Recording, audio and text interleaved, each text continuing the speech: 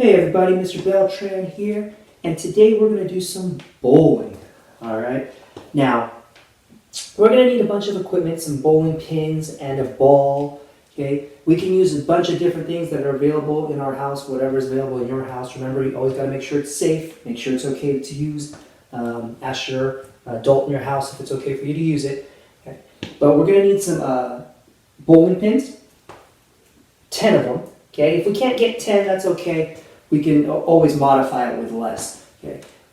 There's a lot of different things you can use. I'm going to be using toilet paper rolls and paper towel rolls. Okay, I'm going to be using both of them because I don't have 10 toilet paper rolls or 10 paper towel rolls. So I'm going to use a little bit of both. Okay. You can use water bottles. Those will work because they stand up, and if you hit it with a ball, they'll not fall down. Okay, another idea I had was you can use markers or highlighters like this. They can stand on its side, and if they get knocked down, they will fall. Okay, whatever it is that you have in your house that can stand, and then if it gets hit, would fall down.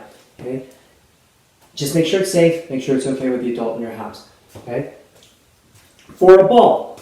Now, depending on what you're using, is kind of what kind of ball you want to use. So if I'm using something small or light, like these items right here, I don't want to use a big basketball because that's just going to knock them down really easily.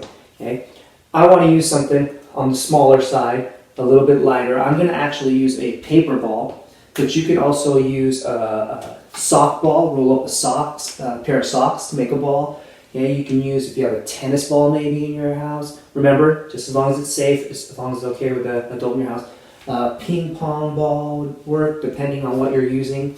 Okay, so you have to figure out what's okay and what's available in your house. All right, so now I'm going to show you how to set it up, and then I'll explain the game to you. All right, here are my bowling pins. Okay, I have 4 bowling pins right here in the back row. Then I have 3 bowling pins, and then 2 bowling pins, and then 1 bowling pin. If you look at it from the top, okay, it kind of makes a triangle shape.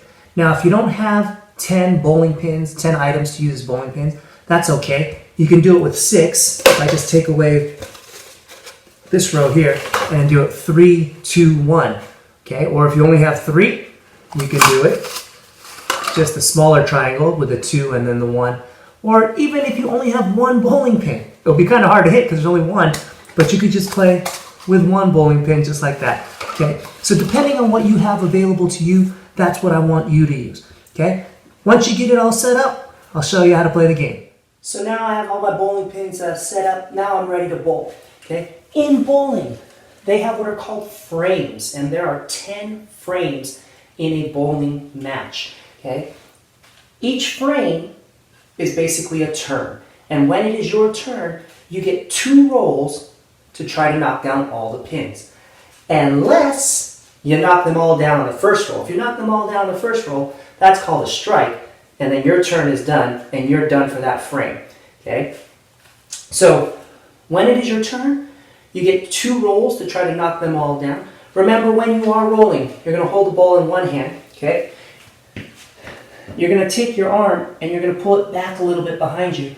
Then you're going to step forward with your opposite foot, okay? And then you're going to roll the ball.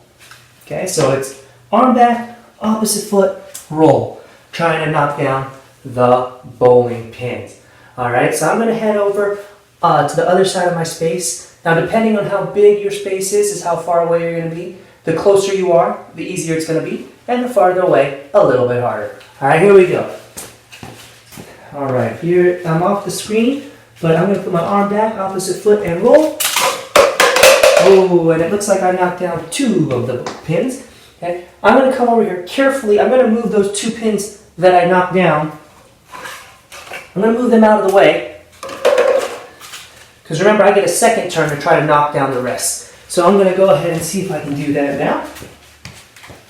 Arm back, opposite foot, and roll. Oh, I got 4 on that one. So move those out of the way. And in that frame, I knocked down 6 bowling pins. So my score would be a 6. Now, there is a special way to score in bowling. Okay, it's a little complicated for some people. I'll put a link in the Google Doc for you to check out if you want to see how to score correctly in bowling. If not, you can just count how many bowling pins you knock down each frame. So, frame number 1 is done for me. Now, if you're playing against somebody else, your mom, your dad, your brother, your sister, they would also get 2 turns for frame number 1. Okay? And then when they're done, then we would move on to frame number 2. I'm playing by myself, so I'm going to set up my bowling pins again, just like I had them. 4 in the back, then 3, then 2, then 1, so it makes a little triangle shape. And then I would start frame number 2, and I would do it again. Okay?